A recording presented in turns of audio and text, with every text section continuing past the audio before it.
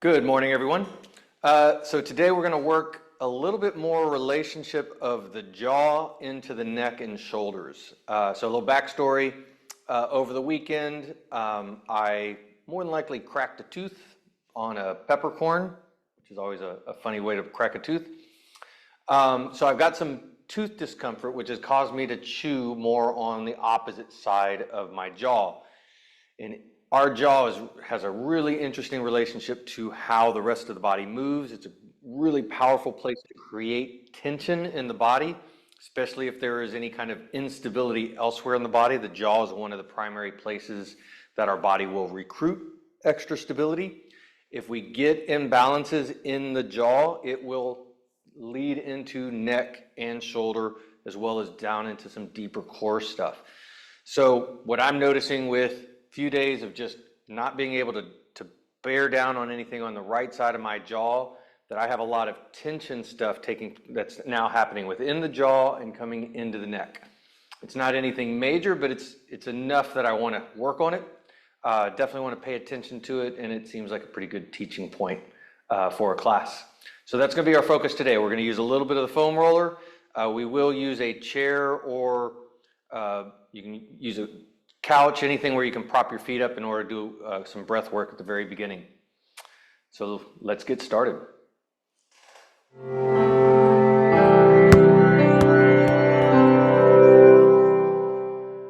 So we're going to start in a standing position. We're going to get into our bowls of soup. First thing I want to do is just kind of play around with the humeral head of the arm. See how it spins inside the shoulder socket. So we're going to spread hands nice and wide, bringing hands straight out to the side if you can't. If you find that this is a pinch point for the shoulders, it is okay to drop the arms a little bit. But I want actively extending of the elbows, like really extend the elbows as much as you can and spread the fingers out as wide as you can. I want to really feel that stretch within the fingers, especially within the palm, within the hand. We're going to start with palms spiraled up towards the ceiling as high as you can, and taking some nice deep breaths in through the nose, out through the mouth. We're going to start playing with spirals of the elbow, turning palm all the way up to turning that thumb down and in. We'll work one side at a time to start with. Spiral in as far as you can, nice and slowly. Spiral it back out as far as you can, slowly. And then the same thing on the other side. Continue with that nice inhale and exhale. And start to notice, what does the quality of that spinning head of the arm, how does it feel on the right side compared to the left side? Is it smooth? Is it clunky? Is there tension and tightness, especially in one direction more so than the other direction? Is it painful? Is it uncomfortable? Again, what is the sensation differences on the right side compared to the left side? Right now, my left shoulder feels stiffer, not as free. My right shoulder feels a lot smoother. I got a lot more range of motion. So I definitely got a little bit more tension in this left shoulder than I normally do, even for my left shoulder. And we're going to come back and we're going to get into some more bowls of soup as we go. So now we're going to get all the way down to the floor. This is where if we have a chair, going to bring it out, laying on our back, and we're going to bring our feet up to the chair. I want the hips to be less than 90 degrees, so we're going to pull our knees in relatively tight.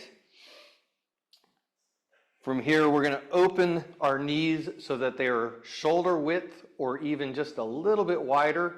And I want feet to stay touching together. Heels touch and the ball of the foot touches. So knees are wide, feet are together. We're getting into a little bit of a frog position. From here, we're going to take our hands and we're going to make our big C shapes with our hands, placing hands below the ribs and above the hip bone. I don't want to be on bone. I want to be in that nice meaty section of the abdominal wall. Index fingers are pressing lightly into the front abdominals. The thumbs are pressing lightly into the low back muscles, and the side palms are lightly squeezing into the side of the body.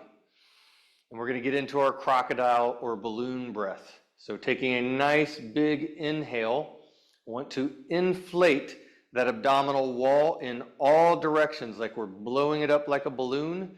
I want to feel pressure pushing into the index fingers in the front, into the thumbs in the low back area, and out through the side into the side palms. On the exhale, feel the navel draw all the way into the spine. Feel your back, kind of low back, the vertebrae kind of soften down into the floor. And then on the inhale, see how much can you inflate your balloon.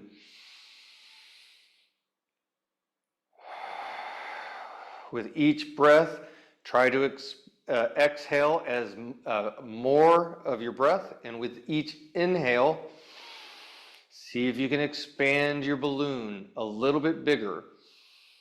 And take notice of where you feel that expansion of the balloon move well compared to where it doesn't move as well, especially if it's different on the left side compared to the right side. It's not uncommon to be able to feel the breath move into the belly a little bit easier, and into the side body and into the low back a little bit more difficultly.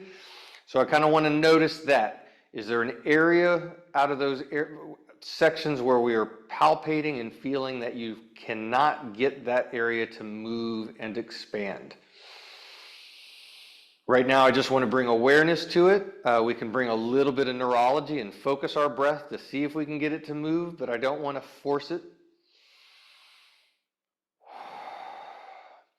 We're now going to take our hands off our side and we're going to place our palms on our knees. Continuing with the same breath though. Inhale, inflating your balloon as big as you can. Exhale, drawing the navel into the spine. We're now going to actively push our hands into our knees at the same time that we're pulling our knees into our chest, or into our hands, towards our chest. So I want to have enough push and enough pull that you can feel a decent amount of tension build up within your core. We're going to maintain that tension. So this is going to be pretty good, strong effort. Good push, good pull, and then inhale, inflating into that balloon. Exhale, drawing the navel all the way into the spine. On your inhale, again, each inhale, we're trying to get that balloon to expand a little bit bigger. And on each exhale, feel that belly button push your low back into the floor, getting as much expression of your breath as possible. A couple other things I want to take notice of while we're doing this is I don't want the shoulders and the head to be lifted up, rolled off the floor. So if you can, let the head soften to the floor and feel the tops of your shoulders spread out wide so that you have as much contact of your upper back to the floor as possible, while you're at the same time, we're still pushing and pulling.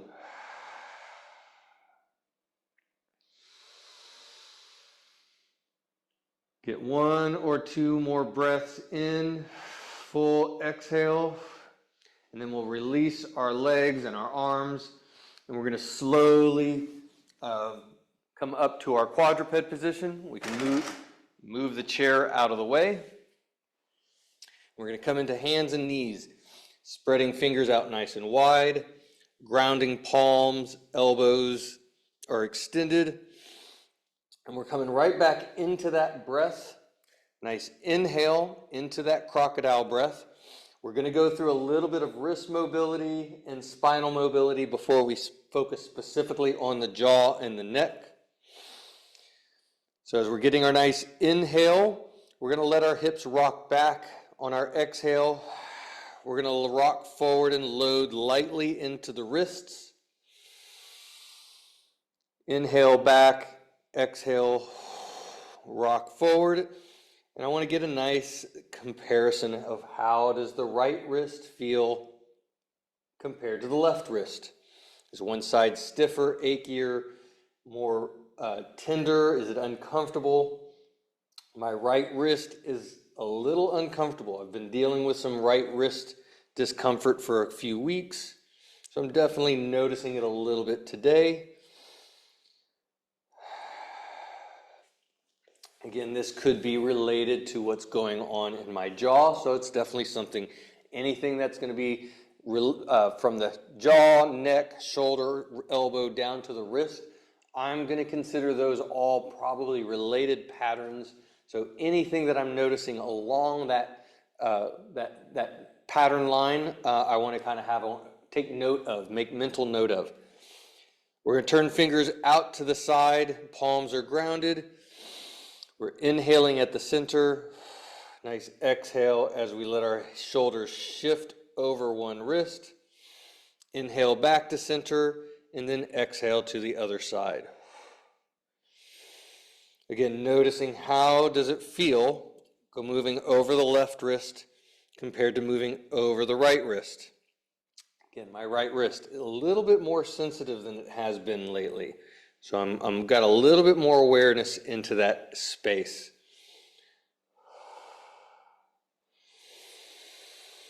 Nice slow breaths in order to keep our movement slow. I don't want to get rushed or forceful here. Next, we're going to turn fingers all the way back towards the knees. The closer the hands are, the less intense. The further out we come, the more intense. I want to keep this pretty soft. And again, I'm feeling this a decent amount on this right wrist right now. So I'm considering what's going on in my wrist to be related to my jaw. So I'm going to be a little bit more sensitive and cautious and slow.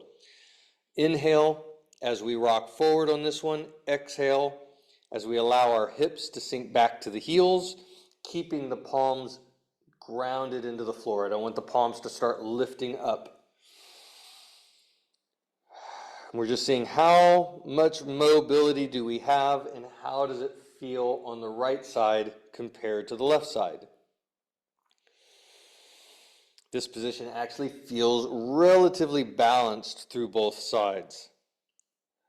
Feel a little bit more stretch related on that right wrist, but it is not uncomfortable like some of the other positions are. Next, we're going to flip our palms upside down to the back side of the palms. This position can be a little uncomfortable if it is new. And again, just getting into this position for me on my right wrist, I'm going to put this little level 1 to 2 on the scale of 0 to 10. It's a little bit uncomfortable today. So I'm going to go even lighter on this. Starting out, we're going to allow the elbows to bend, and we're seeing how much can we press lightly into the back of the palms without pain to extend the elbows. And I want an active extension. We're seeing how straight can we get the elbows, feeling for any stretch within the elbow space. If you find that stretch, then that's great. We want to play in the juicy nature of that stretch, allowing the elbows to bend and then lightly extending into it. And I want to be in that kind of soft, juicy area. This is not forceful. By doing 5 to 10 reps, we're seeing if we can get a little bit more extension on the elbows without forcing it. I'm not getting a stretch in the elbow, but this feels really good on my right wrist. If you're able to get full extension on the elbows without a stretch, then you can come to a little bit of rocking back hips to heels. I'm going a little easier on this today because this is mildly uncomfortable. The position's uncomfortable. Now that I'm getting into the movement, it is not increasing in pain, so I feel good moving into it, but I am going to keep it light so that I don't overdo the wrist, because I can definitely feel some sensitivity within that wrist space. So we're going to come back to our to hands, and now we're going to get into the feet, tucking the toes as deep as we can. I want to see how much extension can we get from the big toe all the way out to the pinky toe, if you're able to get that pinky toe tucked underneath and grounded. We're going to inhale as we go forward, exhale as you feel the weight of your hips sink to your heels. And I want to add a little bit of a specific movement of our tailbone. I want to think like our tailbone is a tail, right? We got a tail, and I want to stick that tail up towards the ceiling as I'm sinking back hips to heels. What I want to avoid is having my pelvis scoop underneath. I want to see if I can keep it turned upwards as I sink hips back into heels. That should get you a little bit more access to that joint mobility of the ball of the foot. Again, inhaling as we go forward, exhaling as you feel the weight sink to your heels. And at this point, I kind of want to play with some windshield wipers with the feet. As we rock forward, we're going to move our heels out as far as we can to see if we can get the pinky toe tucked in. Exhale as you let your hips sink back to hips. Inhale, come forward and turn the heels as far in towards each other. And then, which is going to tuck that big toe more than all the others. And then exhale as we sink hips to heels. Inhale forward, heels go out. Exhale as you soften. Inhale forward, heels go in. Exhale as you sink back.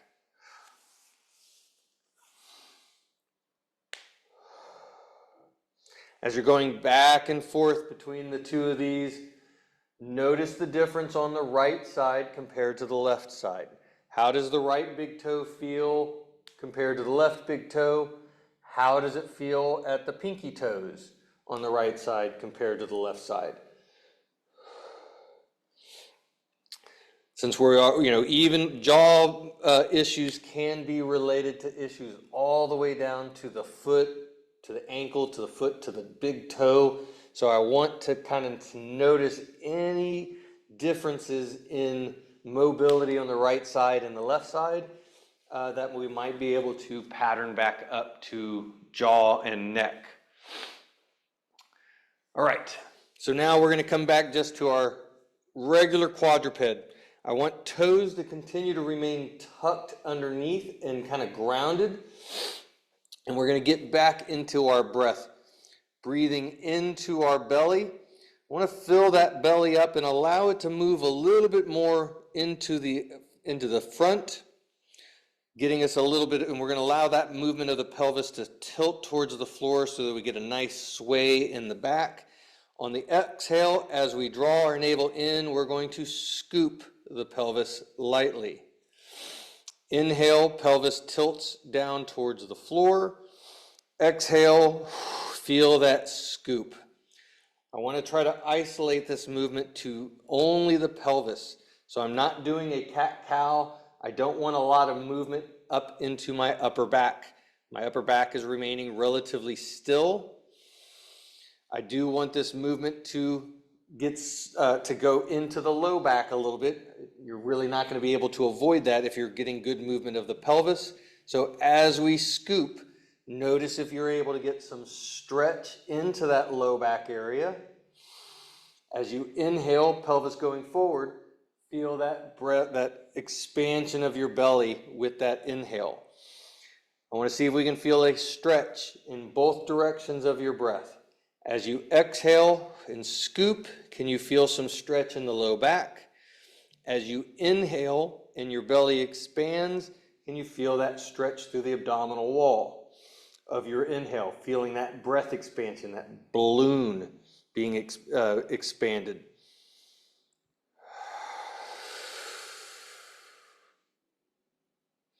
I have a nice, get a nice stretch in my low back, and it's more on the right side than the left. So if you are feeling some stretch in either of these directions, notice if that stretch is different on one side of the spine compared to the other side. That can be relevant as well.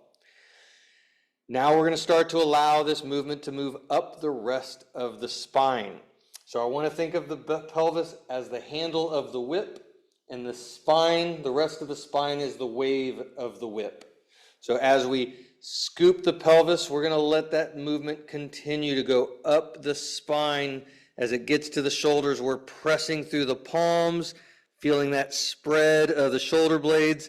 It's going to go over the top of the head, and we're going to try to touch our tailbone to our forehead at this imaginary place in the middle, and see if, at the same time that we're drawing our navel into our spine and scooping the pelvis with pretty good effort. See if you can feel your core light up on fire. And then as you inhale, that movement starts at the pelvis, turning down towards the floor, drawing the belly down, moving one vertebrae at a time. As it gets up to the chest, the sternum reaches the floor, and then the head comes up last. Exhale, scoop, and again, we're seeing if we can feel that wave-like action of the spine, where the tailbone is the mover, and everything else moves one vertebrae at a time as it works its way up to your head. Can you feel that wave-like action of the spine? Do you notice any areas within that wave that are sensitive? Maybe they're less mobile, maybe they feel a little clunky. Maybe they don't move one segment at a time and they feel like they move all together.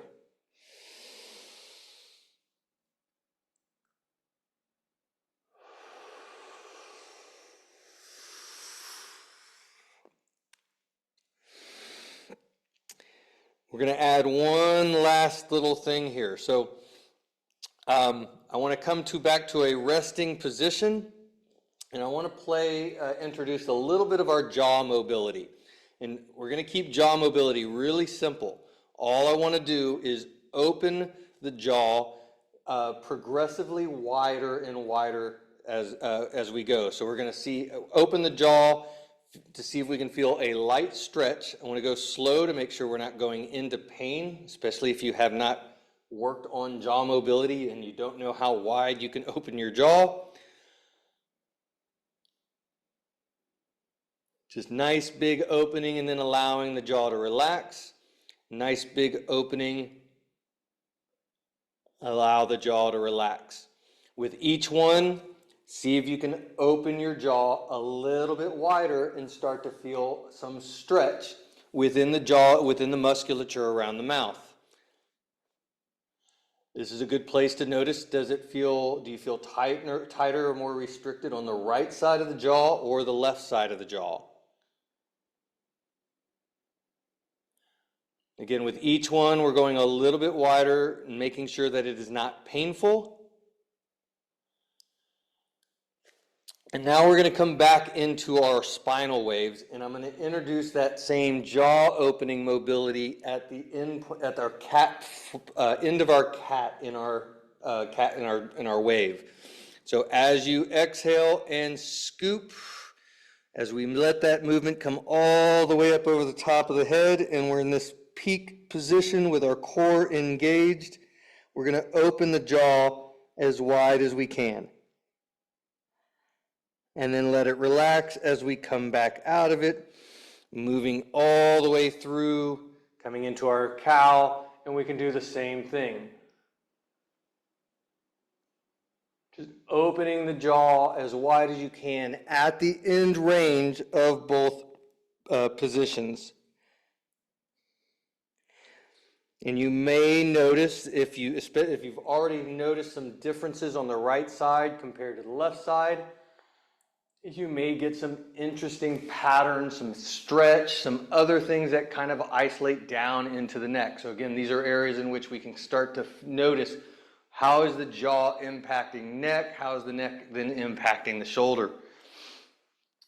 We'll go ahead and come off our wrists a little bit. We're going to change into our inverted position, and this is where we're going to kind of get a little bit more into the neck work. Then we'll bring in the foam roller.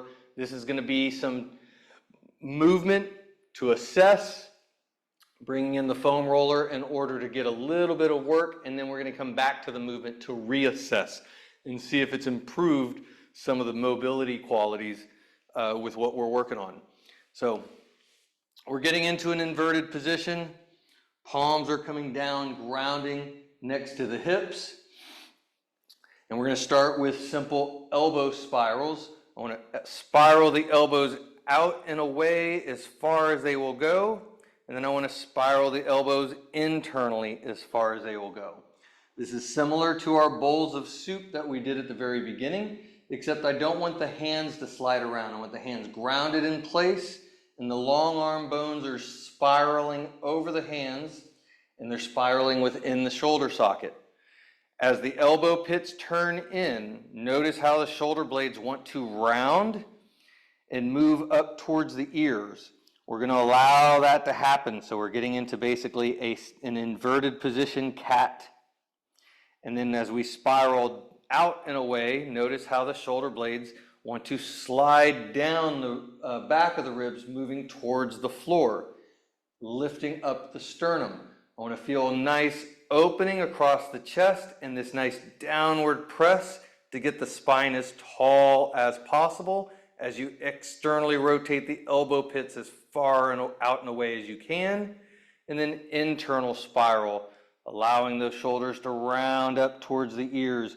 See if you can get a nice big stretch across the upper back as you spiral internally. See if you can get a nice big stretch across the chest as you spiral externally. We are continuing to layer our breath into this. So as you're spiraling internal, I want to exhale, drawing the navel into the spine, allowing the pelvis to scoop as well.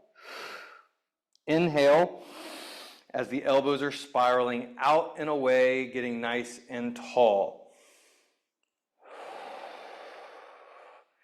As we get that nice exhale scoop with our internal spiral, see if you can feel that stretch from the upper back all the way down into the lower back. Can you get one nice continuous stretch across the entire back? And then inhale, getting nice and tall, feeling that opening through the chest. And I want to feel active shoulders pressing downward into the floor at the same time.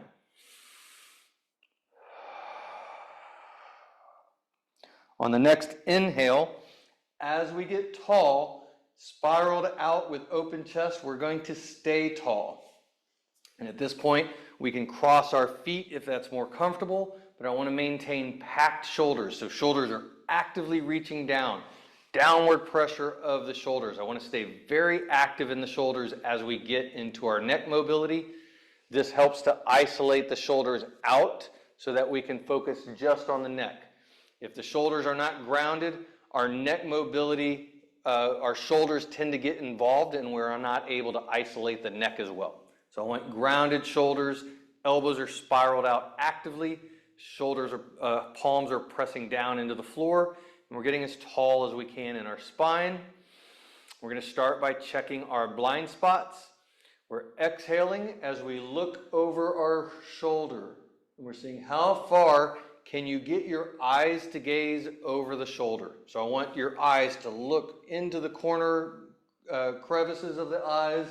How far can you turn and see without moving your shoulders? I don't want the shoulders to rotate. It's part of the reason we're grounded. And then we're doing the same thing to the other side.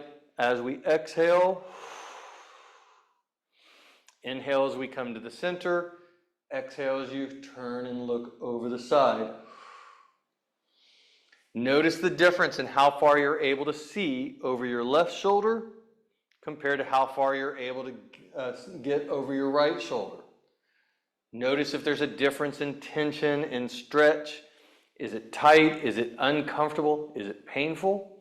If it's painful, then I want to back off and not push. I definitely do not want to go into a level 2 or above. I want to keep neck discomfort very, very low. One little other layer we can add to this to really get down into the lower part of our neck is to turn more from the chin. See how far are you able to get the tip of your chin over the edge of your shoulder, which means that when you're turning, your head won't tilt to where you're reaching with your forehead. Instead, you have to pull that chin all the way in, and you should kind of get that into a little bit of a deeper layer of muscles that might help you feel a little bit more aware of what it feels like differently on the left side compared to the right side. My right rotation feels really smooth and open.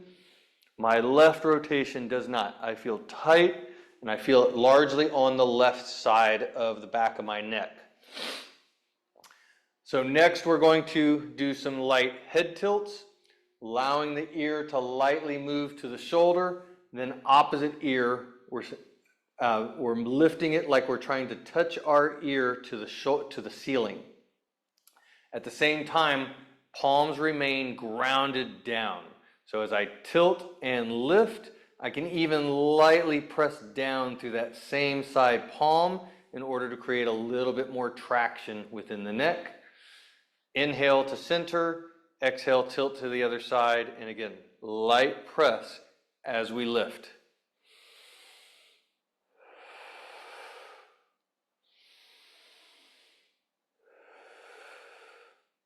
So this particular position, I feel more on my right side than I do on my left. It's a little bit more of a stretch. It also just feels more neurologically active. Like I actually have control and I can feel that stretch and I can actively move into the stretch. On the left side, I don't feel it. I don't feel a stretch, but I also don't feel that I have a lot of neurological activity or control. So my right side feels more engaged. My left side feels a little foreign right now. So I'm working to feed a little bit of neurology into both sides.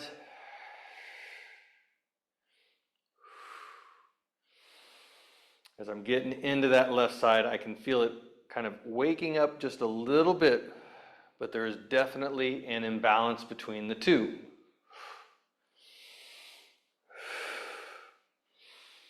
And then the last thing we'll do for neck mobility is we're going to do some shallow circles. So want to let the chin drop down towards the chest lightly. Want to make sure that we're not going into positions that are stressful. We're going to let the right ear drop down towards the right shoulder. Then we're going to let our gaze move up to the ceiling. And then left ear drops to the left shoulder. And then chin back down to chest.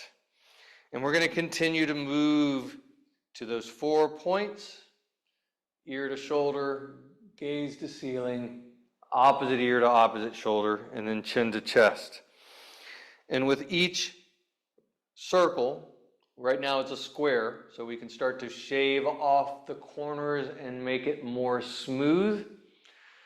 And as we get into the circle, we can slowly start to allow it to get deeper as long as it is not painful or uncomfortable. And this is a great place to notice where do you feel the tension in the stretch?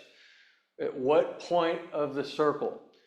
When I turn my head to the outside left here, I feel very strong tension on the right side of my neck.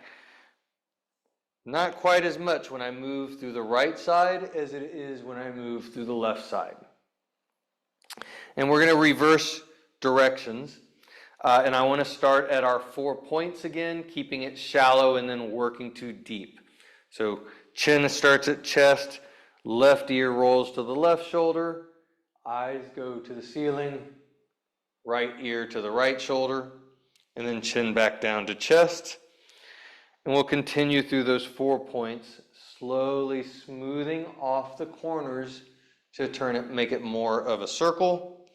And with each one, we can start to go a little bit deeper. And again, noticing the difference of how does it feel on different parts of the circle. I'm having the same general sensation. When I move through the left side, I feel it a lot more on the right side of my neck than I do when I'm on the opposite, feeling it through the left side of the neck.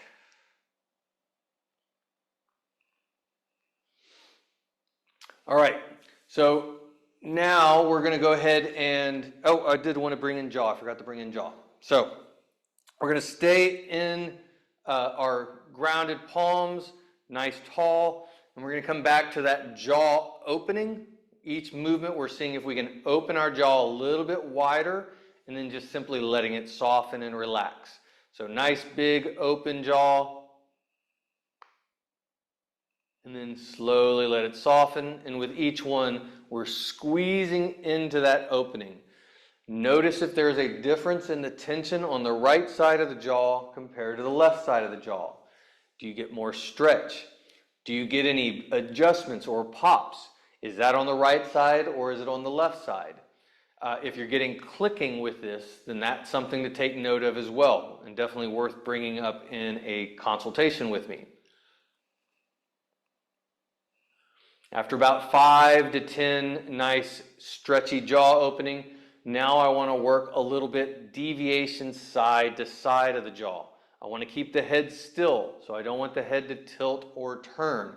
But we're seeing how far can you glide your jaw out to the side, left and right.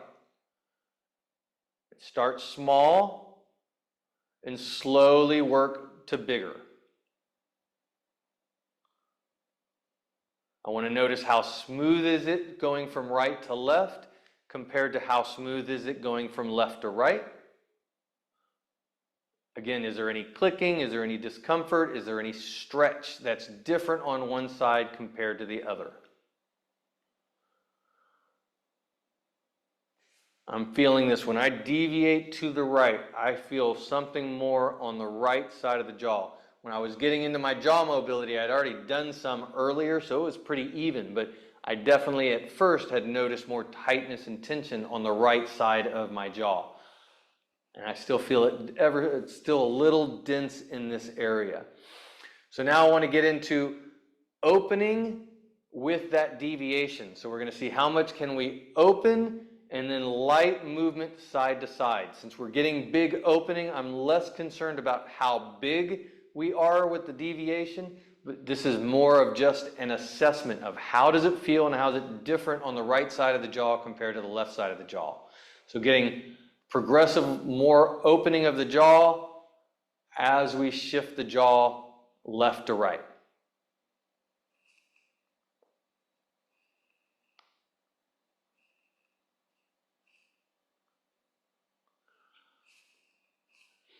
All right, so hopefully that elicited some interesting feedback as far as what you're feeling within your jaw.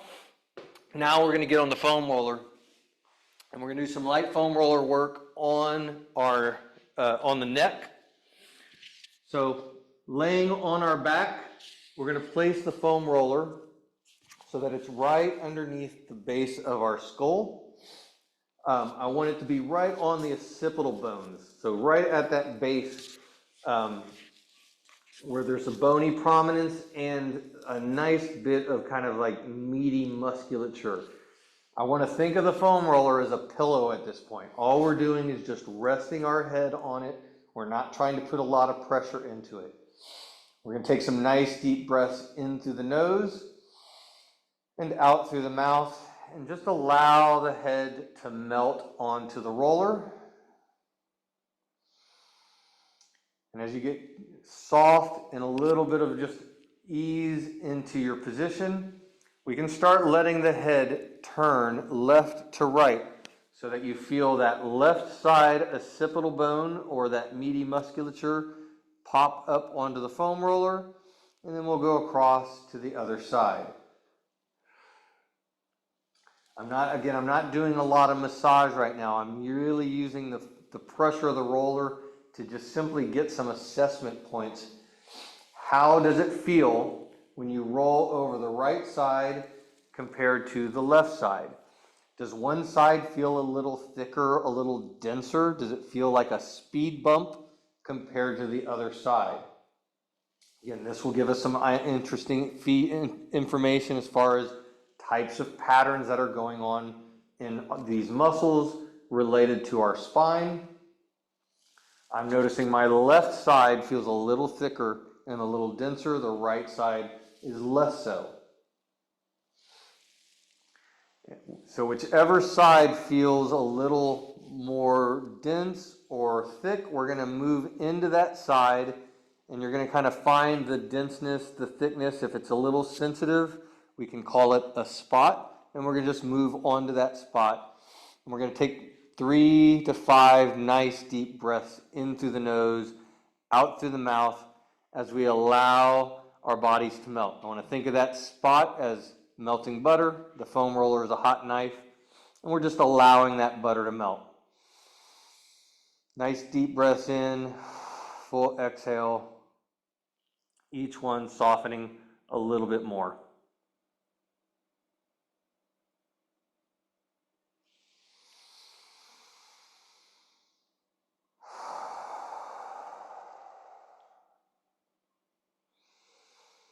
As you feel that area soften and melt, we're going to then go do the exact same thing on the other side. So just kind of finding whatever feels like a dense spot, seeing if you can kind of just rest on top of it, and then that spot is a melting butter, foam roller is a hot knife. Nice deep breaths in through the nose and out through the mouth. And feel that spot melt.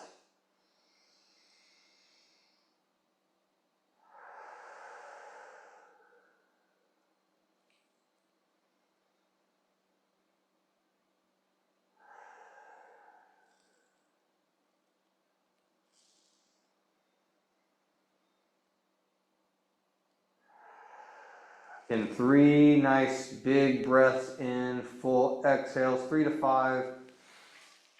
Then we're going to let the foam roller move a little bit lower on the neck. I still want the occipital bones, that meaty space, to be touching the foam roller. I'm still considering the foam roller a pillow or a bolster, so it should feel more like neck support. We're not using it to dig and push heavily into the neck. We're simply just resting it into position. But I do have the neck, the foam roller is a little bit more underneath the curve, the natural curve of the neck. And from here, we're going to get into our breath, and we're going to do the same thing of lightly turning the head to the left so that we feel the muscles on the left side of the spine kind of pop up onto the roller a little bit more. And then we're going to move our head and turn and look to the right and let it do the same thing. And again, we can just use this as a general assessment. How does it feel on the left side compared to the right side? Is one side thicker, denser, a little meatier? Is it more sensitive? Again, my left side is thicker. It's not really sensitive, but I can definitely feel there's a lot more going on through that left side musculature than there is on the right side. So whichever side feels a little thicker or a little bit more talky, we're going to turn into that side, and we're just going to find that spot, and we're going to get 3 to 5 nice big breaths in through the nose and out through the mouth. Again, that spot is melting butter. The roller is just simply a hot knife. Doesn't take any effort to let that butter melt. Nice, breathe into it and melt on the exhale.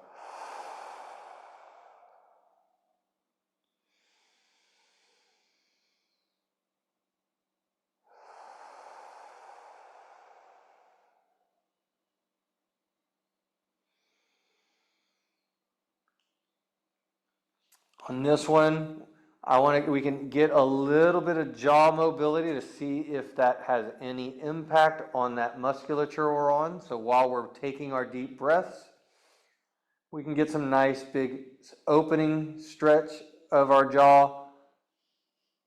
Opening, relax, and opening, relax. Notice if that has a direct relationship to the tension you're feeling on the foam roller. Again, this is a nice way to kind of feel how the jaw is directly related to some of the neck patterning. After 3 to 5 breaths on that side, we're going to do the same thing, turning to the other side.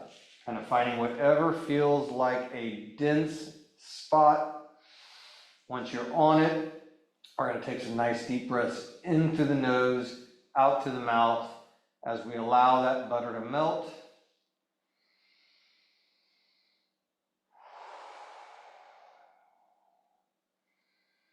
And once you get a few breaths in, we can start to play with jaw mobility from this side as well.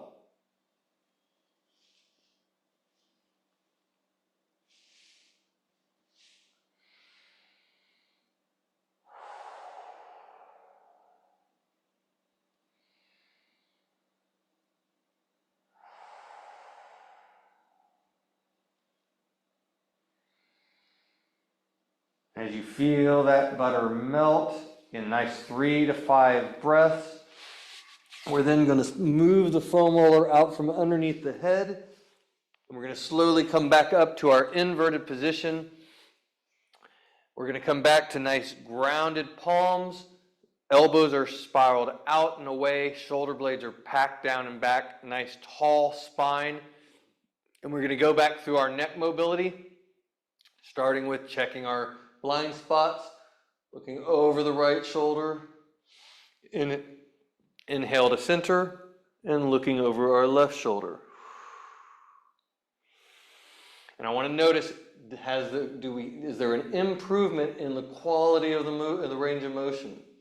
Can you turn a little bit further? Is it more smooth? Is it less tense or dense?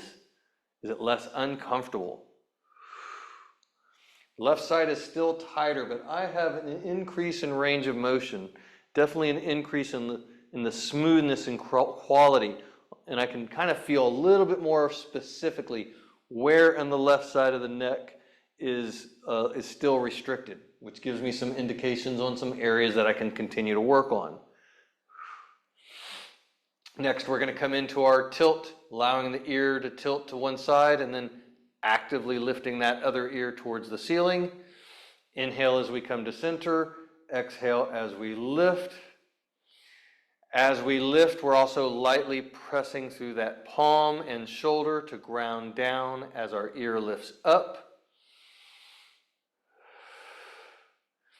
I can still feel this more on the right side. And again, this is more in the front of my neck, which is not where we got into on the foam roller. And I have some tools that I can use to get into this area to improve this neck mobility if I feel that I need to. Those would be things that I would teach more one-on-one than in a class, because it's a little bit more detailed kind of work.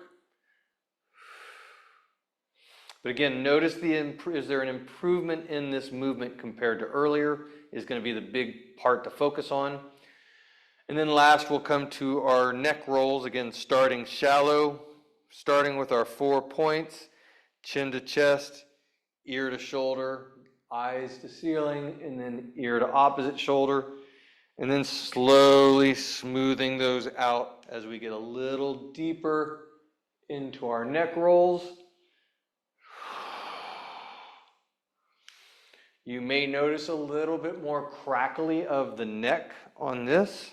As long as it is not painful, I don't consider crackliness to be something that's negative. In fact, I kind of want to go in and imagine that we're trying to decrackle the crackle. I actually want to move into it lightly, as long as it is not painful. And then we're going to reverse directions and do the same thing. This feels a little bit smoother and like I got a little bit more access to range of motion from earlier. So hopefully you're noticing some quality improvements as well. It's one of those simple things with the foam roller that can elicit some pretty good mobility improvements. All right, so let's finish up with going through some shin box. I want to get into our hips. Because working on the neck without working on the rest of the spine and the hips is incomplete work, and what it can do is actually make the neck feel worse. If we loosen up the neck, but the neck has a tension relationship to the hips, and we don't work on the hips, then the tension in the hips is going to pull all the way back up to the neck, and it may actually cause it to overcompensate so that it gets tighter than it was the first time. So I don't encourage doing neck mobility in isolation. It needs to be a part of a full body mobility program. It's really generally true of all the body parts, but it's especially true of the neck because of the relationship of the jaw into the neck and how our jaw can get involved in a lot of different patternings in other areas. When we don't do complete mobility work and we isolate the neck, it can actually make it more unstable, which will cause the body to bear down and tense it up even more in order to stabilize it. The body does not like instability. It will do whatever it can to prevent it. And the neck is a primary area for that to take place. So I'm in my left side shin box. My left knee is forward, left palm is down. I want to spiral that elbow out and away, nice grounded shoulder. We're starting with our back hip, allowing that hip to drop down towards the floor like you're trying to touch the floor, and then lifting it up and scooping it forward, seeing can you feel some light opening mobility stretch in the front of the hip. Inhale as you let that hip drop. Exhale as you lift it off the floor and reach it forward and lightly try to scoop your tailbone at the same time. As you're reaching it forward, if you draw that navel in sharply as you scoop, that will add to that stretch. Inhale down, exhale into it.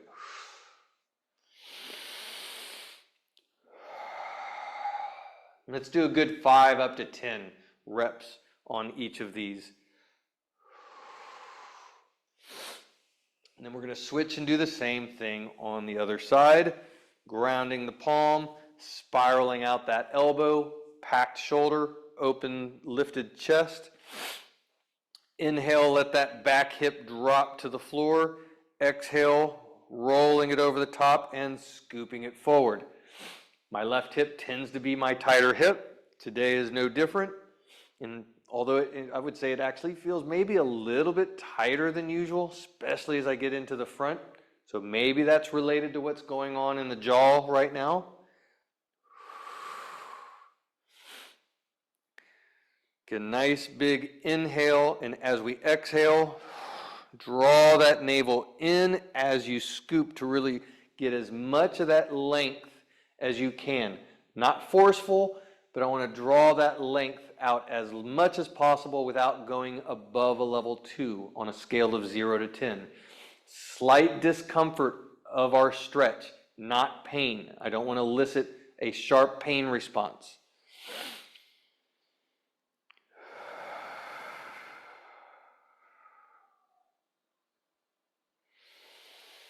Again, 5 up to 10 reps. And then we're going to move back to the other side. At this point, doing the same thing, letting that hip drop, exhale, scooping forward. And now I got a piece of bread, and I want to share that bread with Mr. Skeletor in the corner. Inhale, bringing it all the way back to let that hip drop. Exhale, scoop as we draw the navel in, and then adding in the rotation to the scoop. I want to scoop, feel that first stretch, and then add in the rotation to get the second stretch. As I reach and rotate, I don't want to drop my shoulders. I'm not folding forward.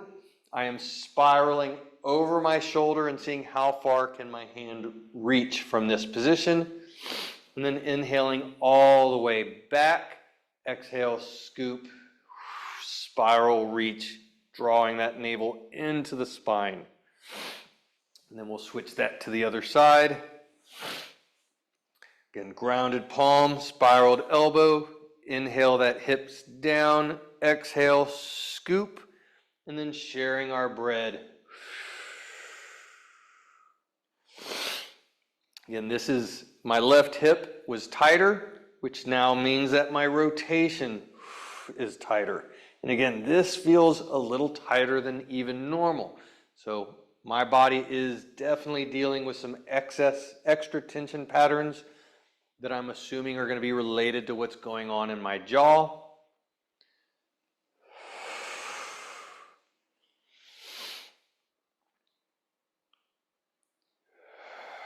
And since the jaw, it more than likely have a cracked tooth, it may be, actually have a dentist appointment today, but it may be a week or two before I actually get this issue resolved, which means I'm going to continue to have to chew on one side of my mouth, and I'm going to continue to have these interesting patterns taking place. So the more I am actively working to compensate for the compensation patterns that are taking place in my jaw, the less problems I'm going to have long term once I have the jaw resolved. Once I can bear down through my jaw evenly, the more I stay with this, the less long-term problems I'm going to have associated with this. So we're switching back to the other side, and the last part I want to go into is just some simple folds.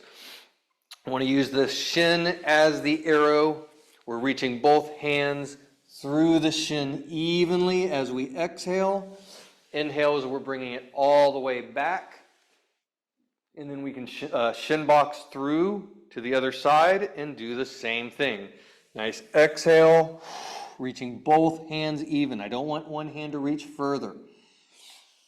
Inhale as we come back, transition across, and we're going to go back and forth. Nice full exhale with each one. See if you can reach a little further without forcing it. And start to notice the difference of how does this feel on the left side compared to the right side.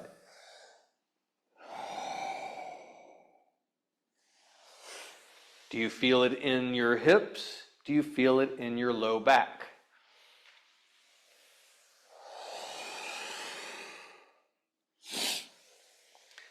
And as we're getting into this movement, we're going to start to let that back knee slide open a little bit more as we continue to get into our nice big reach.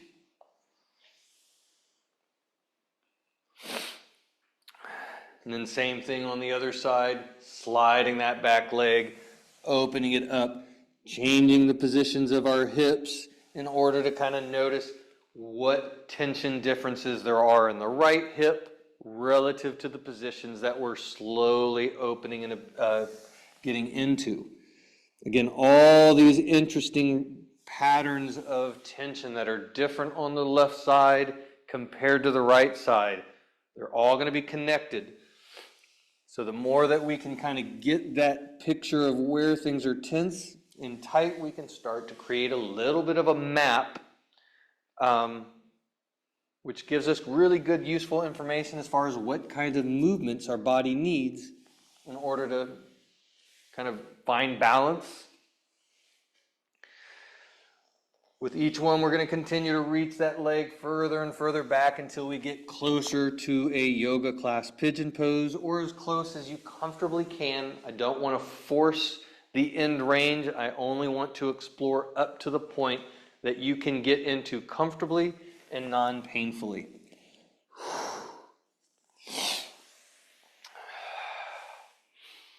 Good. So now, last thing is we're going to grab our chair again,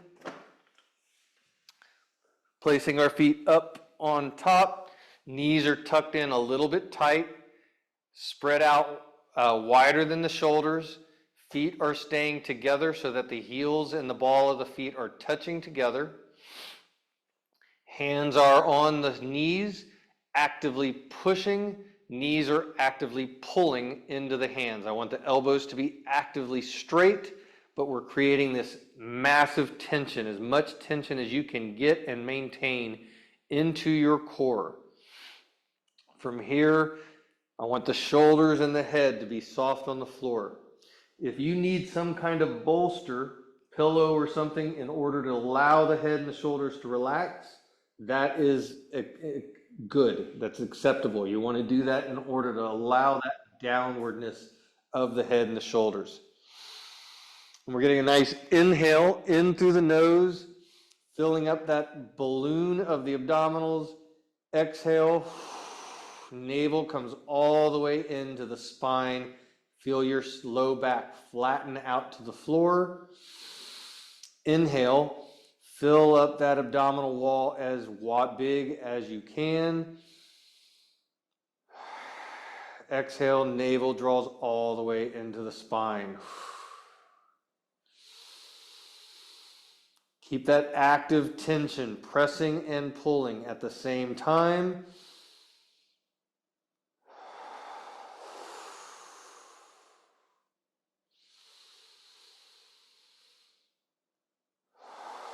And we'll get 5 to 10 breaths.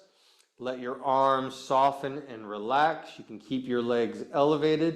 And we're going to get another 5 or 6 breaths, continuing to fill up through the abdominal wall, blowing up the balloon on the inhale. Exhale, allowing the body to soften into the floor. With each inhale, I want to breathe in and fill in tension into our balloon.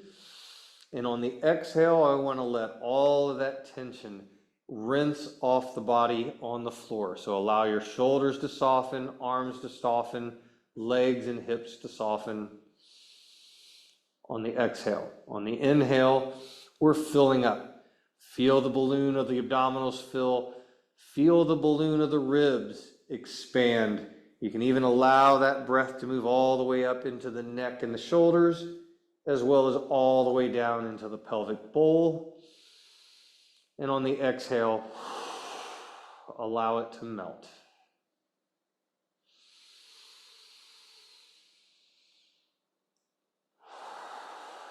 And when you're ready, I'll have you slowly get back up and check in with the body.